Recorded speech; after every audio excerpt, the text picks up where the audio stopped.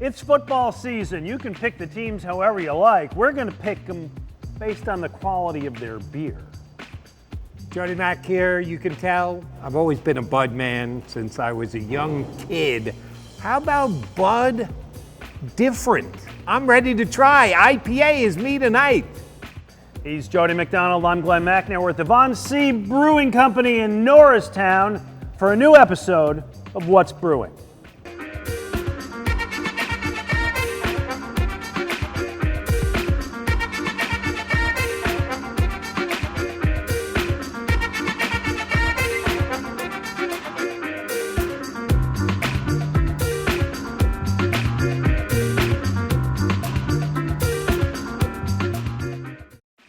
What's Brewing is brought to you in part by Monco Maker's Passport. Download your free digital pass and sip your way through Montgomery County. By the Conshohocken Brewing Company, featuring 4 locations and available at beer retailers throughout the tri-state area. And by support from the Pennsylvania Malt and Brewed Beverage Industry Promotion Board and grant funding from the Pennsylvania Liquor Control Board. Hey, welcome to What's Brewing. I'm Glen Macnow, joined by my pal and partner, Jody MacDonald. How are you, pal? Very good. Always appreciate when you invite me out to drink, Glenn. You got it. We're at the C Brewing Company, which is on Stainbridge Street in Norristown. One of our favorite places. Has ties to the old Schmidt's Brewery, and they make great stuff. In fact, the one you're starting with over there, that OG Pills, National Award winner, You my told friend. me that. Yes. I just picked it off the menu here. Oh, you picked the best one. World Beer Cup. I would tend to agree. World Beer Cup Pills, and I have the Fraulein Pills, which is a German style, doesn't have the corn and so on, but I like them both. Hold on. Oh my goodness, that's really good. It's a really good beer. And one of the reasons it's really good is it's a small craft beer, which is what I have favored. Your hat says your loyalties. Yeah, I've been a Bud man my entire life, but hanging out with you has opened up my horizons a little bit, and I'm ready to try a little bit of anything. All right, so I figured let's do this, and this may be a little bit of a tough one for me. We're going to swap craft beers that are made by Budweiser. These are companies that kind of started on their own, but Budweiser bought them as has been the trend. We'll talk about that a little bit. What is that large can of yours? Large, yes. You got the large one, my friend. The India Pale Ale IPA Goose Island. Yes. As purchased by Anheuser-Busch. Yeah, but a standalone phenomenal beer. Pour that one for us. That is a Pilgrim Cascade Centennial hops. They bill it as the perfect beer for hop heads and discovery drinkers alike. We shall see. I'm skeptical. That would be you, my friend. Anyway, give that a try. Goosehead, and I hope you do as well, try some. Goosehead is a company that also was winning gold medals back in the day. They opened in 1988. They're the oldest actual running brewery in Chicago. They used to have a brew pub near Wrigleyville, near Wrigleyville. Really? I went to, they closed it though. So they sold to Bud for $39 million in 2011. They have not won any awards since. Let us try their beer. What do you think? Doesn't taste anything like Budweiser. It's got its own standalone, very good taste. Yeah. So here's what I think. It's good. It's fine. It'd be fine at a ball game, mow the lawn, okay at the airport bar. It's not egregious. Backyard cooler on a hot day, but that's about it. It is, to me, a lifeless shell of a once great beer, Jody MacDonald. That's what I say. Wow, you're harsh. I am harsh. This is solid. Well, listen, I'm a guy. Solid. This is a show about craft beer. I'm in the business. I like the small ones. They get bought up. I think they tend to lose their personality. By the way, we're going to have a feature with Joe Sixpack on Anheuser-Busch has sold a bunch of the ones that they bought. They're kind of getting out of it. But this is one they did not sell, Jody, and this is one I think you're really gonna like, actually, and I think I've had this and like it a little bit. This is the Kona Big Wave Liquid Aloha. Here's to you. Here's to a tribute to Hawaii. Everyone in Maui getting out safe. Yes, actually, and to their credit, they did some real good charitable work for that after. So it's a golden ale. They try to evoke the Hawaiian beaches and ukuleles and all of that lifestyle. It's a lighter body beer, 4.4%. 132 calories is all you get in here. That's so not bad. You're not going to get a beer gut. What do you think? I'm an IPA India Pale Ale guy. I like What? the Goose Island Really? better than the Kona beer. No, I kind of like this one better. I think this actually kind of works. Just again, it doesn't have big personality, but just as like it's a hot day, I want a beer. I want to pretend I'm in Hawaii. No, I'm an absolute, not even close, Goose Island IPA guy. Okay. This I would buy, this I would drink if you gave it to me for free. That's just the way I would look at There it. you go. Well, guess what? I gave it to you for free. That's why I'm drinking both. So Budweiser is not alone in what was a strategy of buying up small breweries. So did Miller Lite. InBev, Heineken bought Lagunitas, a great brewery. I actually think they still do good stuff. Sapporo bought and closed Anchor. We talked about that in a previous episode. It's the way the industry has worked. Maybe they're getting away from it. Anyway, enjoy this. Coming up, Jody Mac. Yes. Football season is nigh. We're going to make predictions? We're going to make predictions, but not necessarily based on the rosters. Ooh. We're going to make predictions based on the quality of the beers that I got you from each Nice. city. All right? I was thinking cheerleaders, but if you want to do it by beer, I'm in. I like the Eagles cheerleaders. It might work for me too. But nonetheless, that's a separate show. We are at the Von C Brewing Company, a terrific place on Stainbridge Street in Norristown with Jody MacDonald. I'm Glen Macnow for What's Brewing.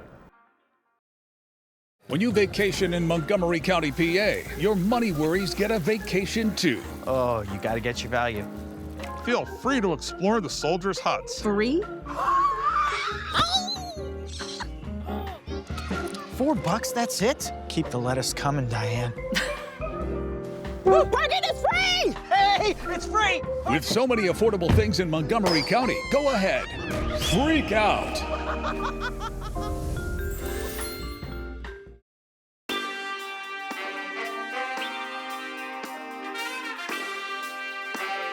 Hey, welcome back to What's Brewing. We're at the Von C Brewing Company. I've got myself an Uncle Jerry's Wit. I love this beer. I've had it many times before. Jody Mac, you're sticking with your... Sticking with OG? I'm Yeah. an OG, so why wouldn't I drink OG?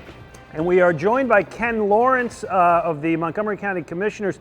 And by the way, what are you drinking? I'm drinking the Stony Creek East Coast IPA, Nice one of the choice best. there. And you got the Monco Makers t-shirt on. Tell us just a little bit about that. We have over 30 breweries, distilleries here in Montgomery County. Our Valley Forge Tourism Board has a passport.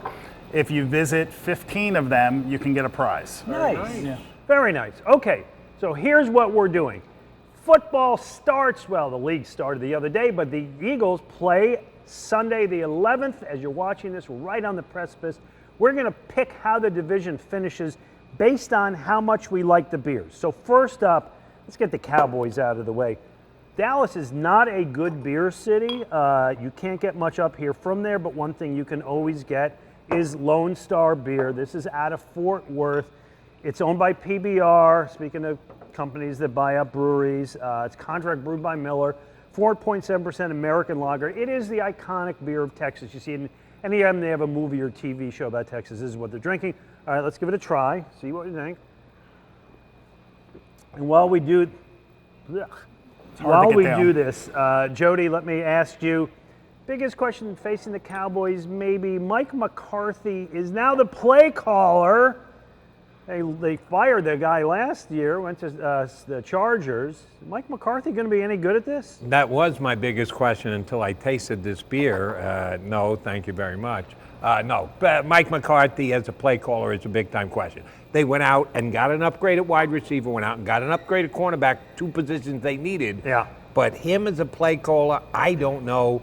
And I believe you're working out to be their kicker next week? I am. They still don't have a kicker. I know. How do you go into the season? The guy's a professional soccer player. He's going to be the Cowboy kicker? Really? Ken, hand me that, Glenn. What did you think of this beer? It was hard to get down. It was hard to get there. There you Swell. go. Good. All right, next up, representing New York and the Giants, this is Brooklyn Brewing Amber Lager. Again, a very popular beer in and outside of New York. It's a Vienna-style lager.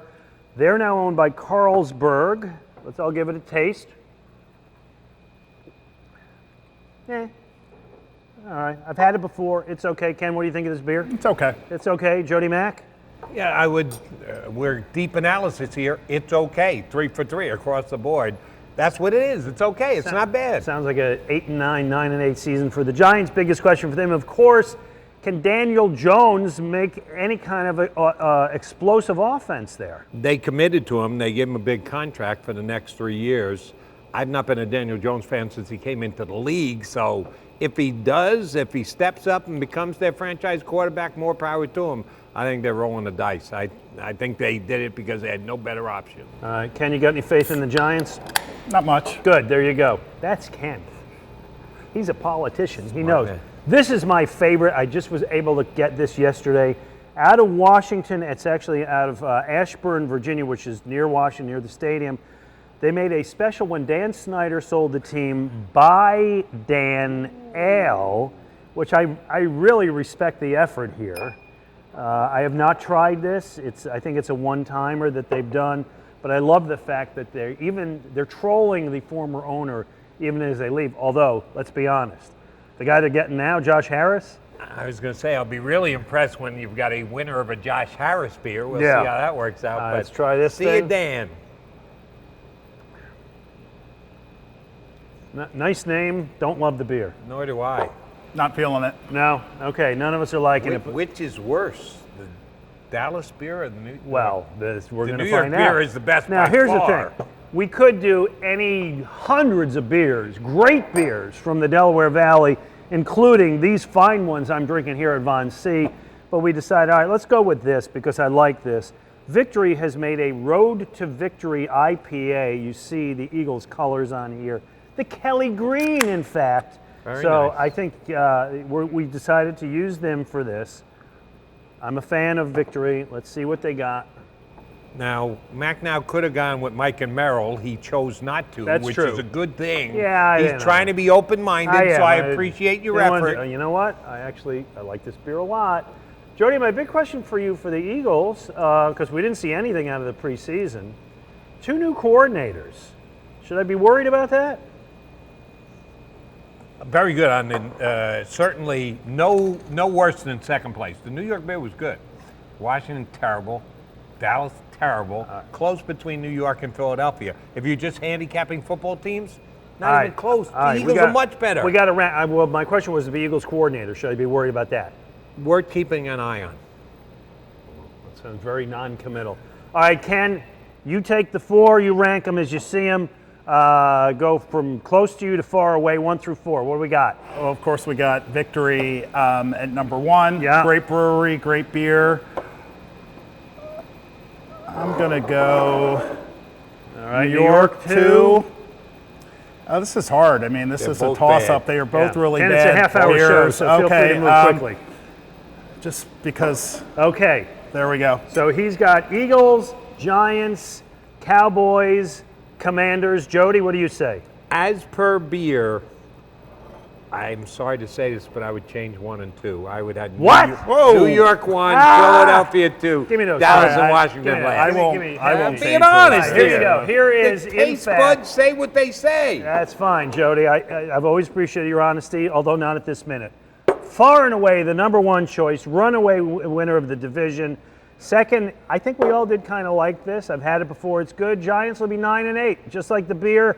Washington is going to finish 7 and 9 with this beer, and the Cowboys, if this is the best they got, well, they get an early draft pick. So there you go. Ken, thanks for joining us. Thanks Best for luck having to me. you and Monco My Makers. pleasure. Jody Mack and I will be back coming up. Actually, we're going to go to France.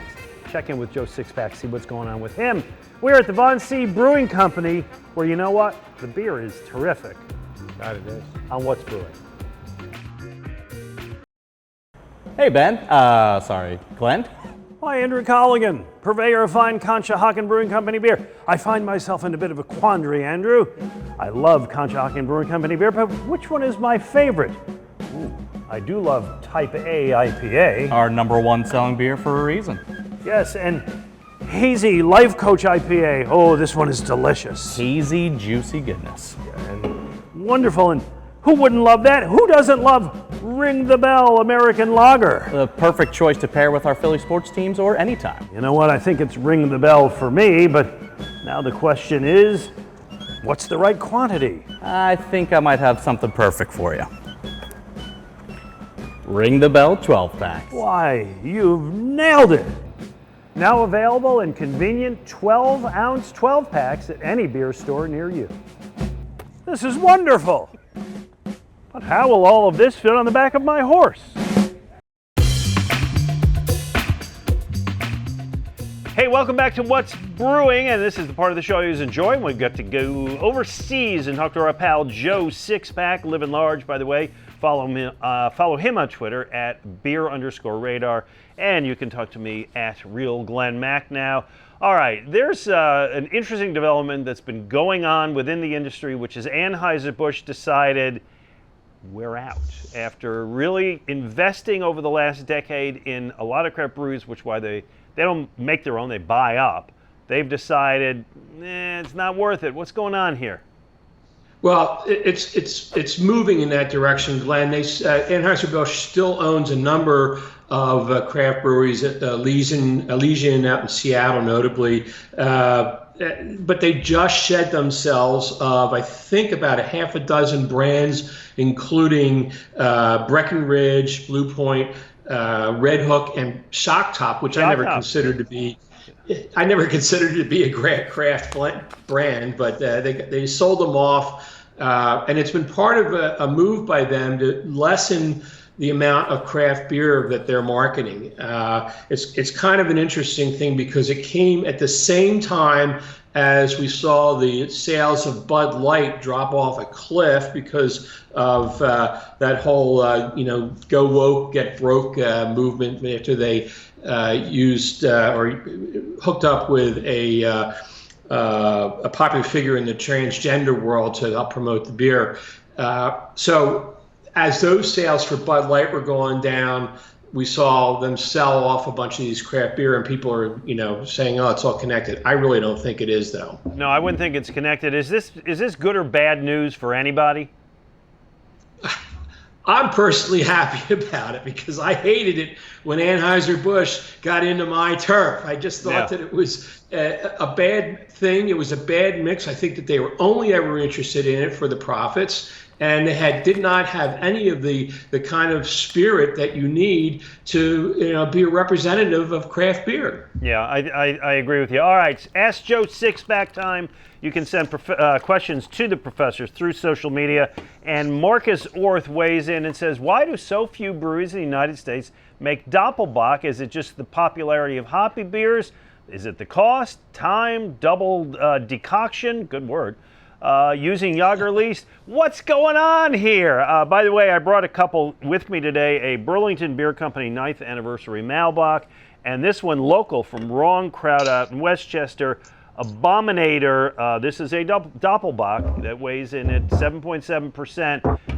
You appear to have gotten a head start on me. Good for you. I did. I got one as well, too. This is a different type of Bock. This is from Erdinger. It's a Weizenbock. It's a wheat Bock beer, so it's a little different. I don't think it's available in the U.S. market. I'm going to give it a taste. So is this just an issue of popular styles come and go, and we're all about the hops now and the IPAs, and this is going to just have its niche? I don't think. I think yes. Part of it is that people are drinking IPAs to the exclusion of other styles. But I think that what's really happened with Bock beer is that it's a sweeter style of beer, and people just aren't into the sweet beers right now for whatever reason. That's part of it. The other part of it is, yes, they are harder to make, as I guess Marcus was asking about. They need, a good one requires decoction, which is a method. It's a slow method of brewing in which having to do with the way that you heat the mash. So it becomes expensive to make, and then it doesn't get sold, so then it sort of rolls into itself. I mean, there was a local brewery in the Philadelphia area. I talked to them before coming over here, and I asked them, because it was a lager brewery, and I asked them, why don't you make any more Bock beer? And they said they didn't sell. They actually had to dump the beer. So wow. Well, I can't blame them. That's going to. All right, one more question I want to get in here, which I thought was an interesting one. Bill Donahue asks us, are IPAs better out of a can or a glass? Some say to drink out of a can. Of course, Hetty Topper has all that writing on it. Drink from the can. I got one that I picked up today, Fiddlehead, also out of Vermont, and it says on this, you should drink this out of the can. Why?